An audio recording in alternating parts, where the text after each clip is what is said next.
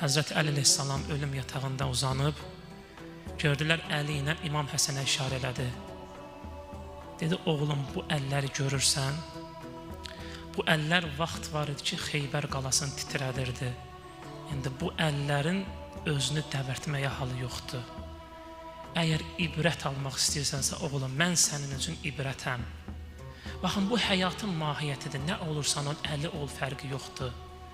Mahiyyətini dərk edəsən.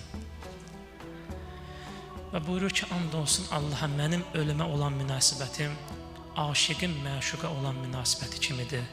Aşiq necə məşuqu üçün darıxırsa, mən də ölümdən elə darıxıram.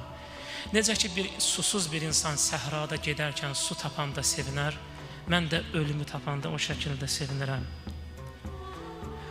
Bu 63 illik bir həyatın nəticəsidir, Əli kimi yaşamağın nəticəsidir ki, ölümü bu şəkildə görür, ölümü bu şəkildə.